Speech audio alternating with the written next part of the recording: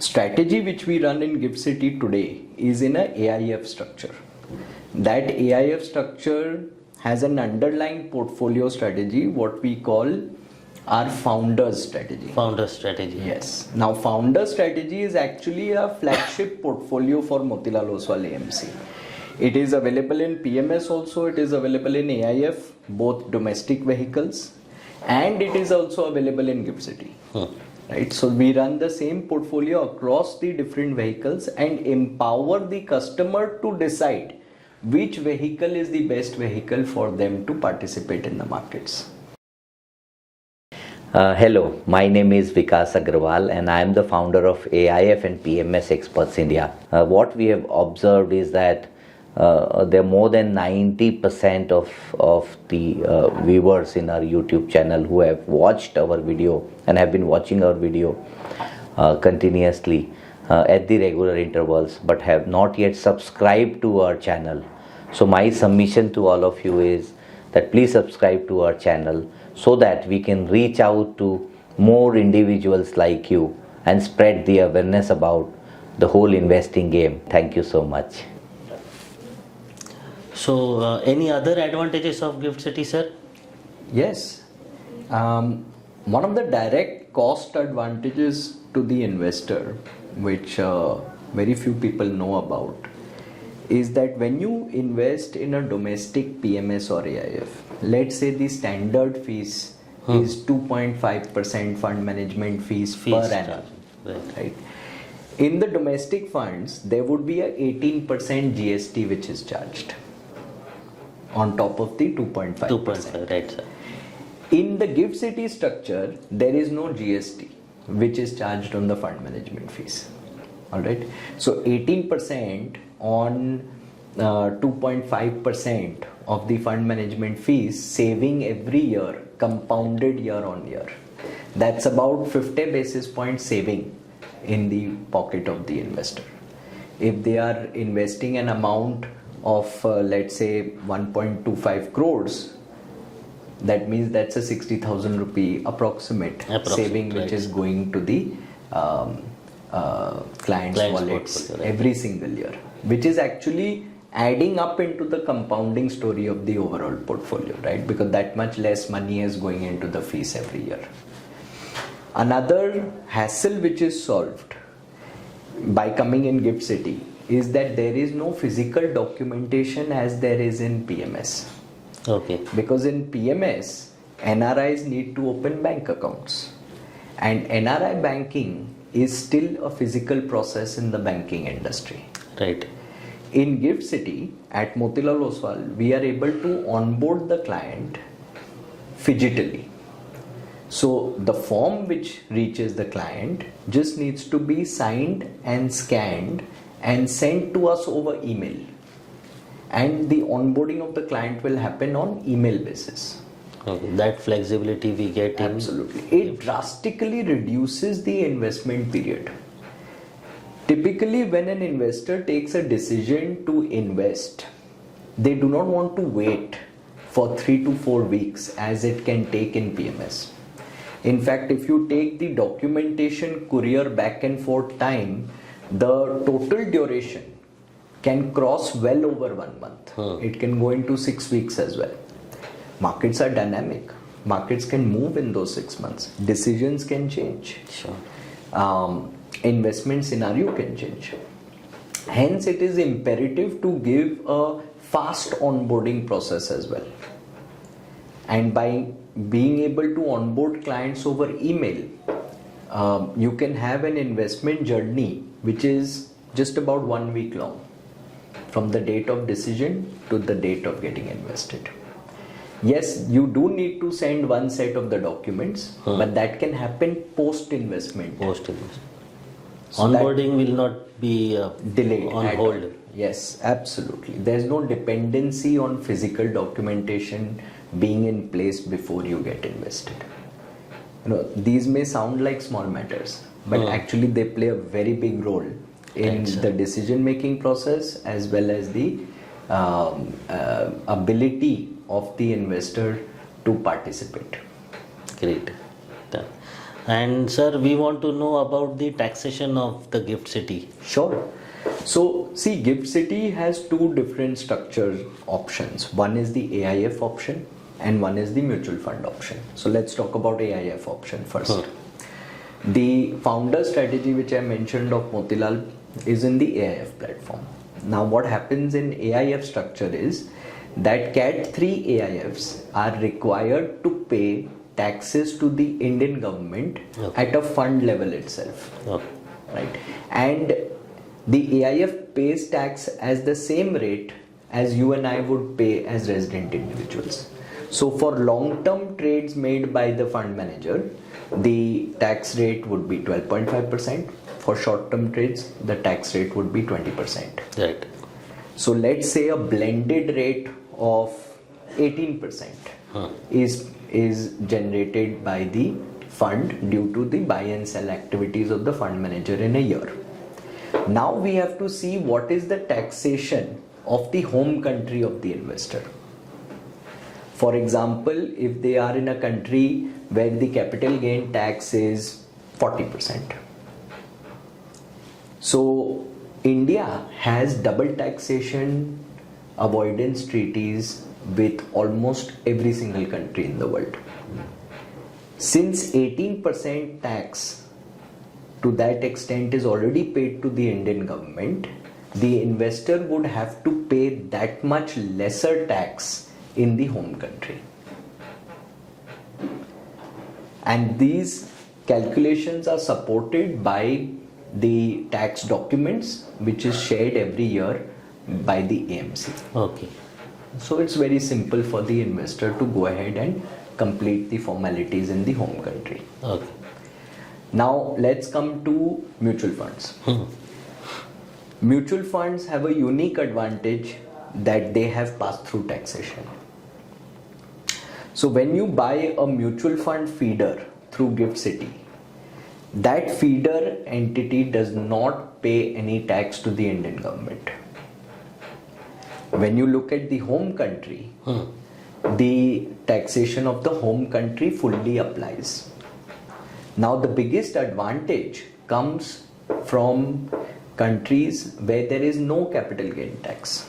For example, you have the entire Middle East, or you have countries like Singapore, Luxembourg, etc. So an investor sitting out of Dubai who's investing into mutual funds through Gift City does not pay any tax in India, and when they look at home country taxation, that is also 0%. Right. So essentially, it is a zero tax return product for them. Right.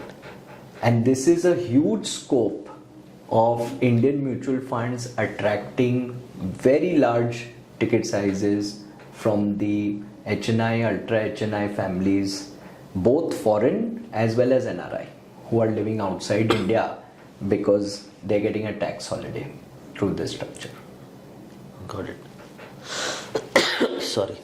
And sir, I want to know how the K1 certificate is beneficial to the investors. Yeah, absolutely. The K1 certificate is primarily asked for by US investors, and what it shows is how much tax is paid by that investor to the Indian government by way of the fund.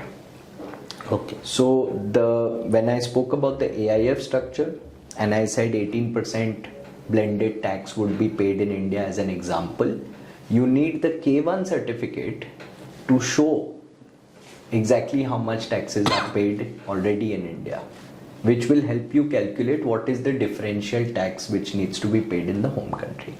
Right. And in the case of mutual funds, since zero tax is paid, the K1 can further verify that zero tax is paid in India, hence the full amount of the home country taxation applies. Great. And now one more question, sir. How the Motilal Oswal is positioned in AIF and PMS segment? Sure. So, firstly, let's understand why do people come to PMS, Right. or why do people come to AIF for that matter. Right. In PMS, as you know, a separate demat account is opened for the investor.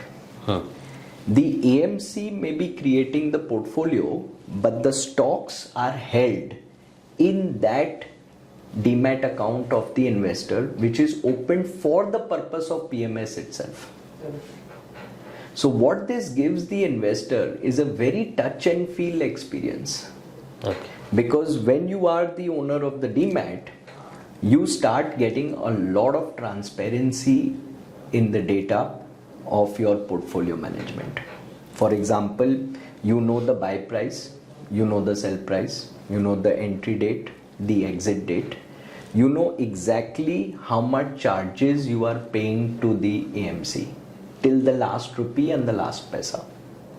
So there is a huge community which is very particular about transparency, and there is 100% transparency when it comes to PMS.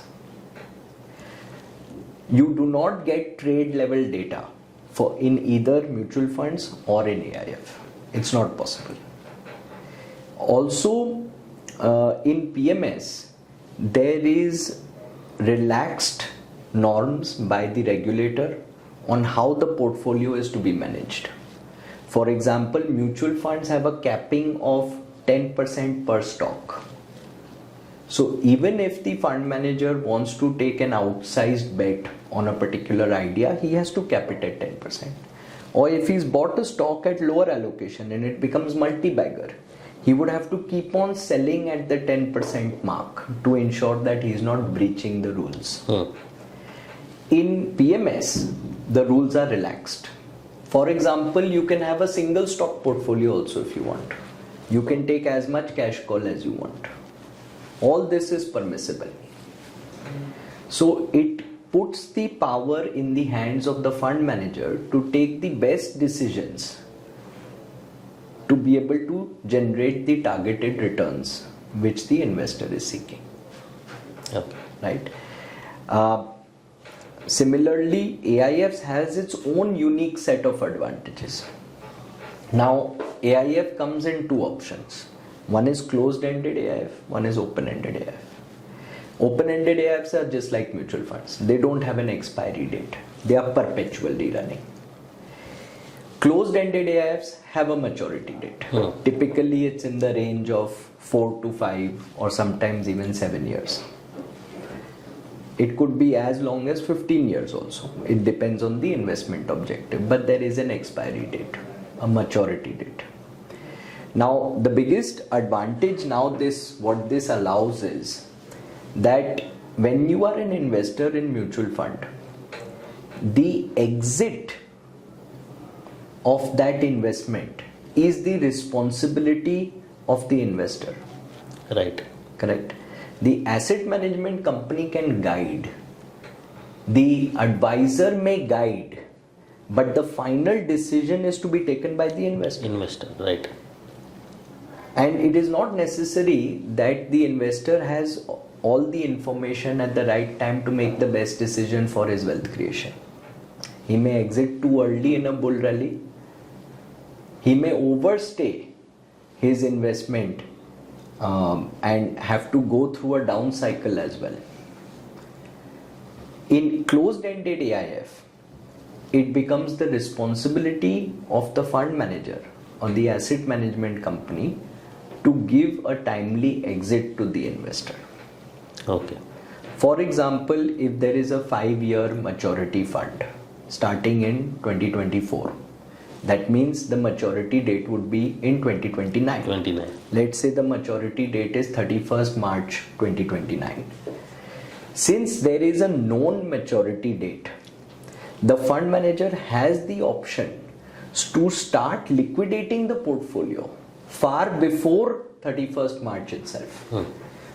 For example, if the markets look very overvalued by the time it's December 2028 or January 29, the fund manager may start taking exit calls, knowing that he has to return the money. He may not reinvest the money once he has booked profits from certain stocks. He even has the option to return partial capital to the investor. in lieu of the fund maturing soon or in the absence of very good investment opportunities going forward. What that does it is increases the XIR return of the investor, right? Because you're taking money off the table. Sir, after booking the profits, reinvestment is optional, no? No, the fund manager is always running a live portfolio. Okay. It's an actively managed portfolio. But if I'm booking out of a multi-bagger idea, which has given me tremendous returns, but now the valuations look very expensive. So it is a prudent decision for me to come out of that stock. Now that may be, let's say, 10% of my portfolio today. But I know the fund is maturing in 2 months. And being a long-term equity investor, I would not want to take a risk of 2 months. So what I can do is either I can hold cash in the portfolio, I can hold a debt investment in the portfolio, or as a fund manager, I can return that 10% capital to you prior to the maturity also. That is allowed in closed-ended. Okay. These kind of opportunities is not possible in either PMS or in mutual fund. Right. Because if you go for even partial redemption in mutual fund, you're selling the units, which Right. means you're selling your entire portfolio to the extent of how much redemption you have taken. Similarly, in PMS, if you're going for a redemption, you are removing that much of your portfolio proportionate to all the stocks which you own. But you see in AIF, via the example I just gave, the fund manager is firstly making the decision and he can exit stock by stock and Right. return the money to you. Right. But the more important thing over here is that the fund manager is taking that decision. So the expertise is with the fund manager. Correct. He is the one who's running the portfolio. He is the one who's responsible to give you the targeted returns which you sought after when you gave money. So the right person is in charge of taking the exit decision, and that responsibility is no longer with the investor.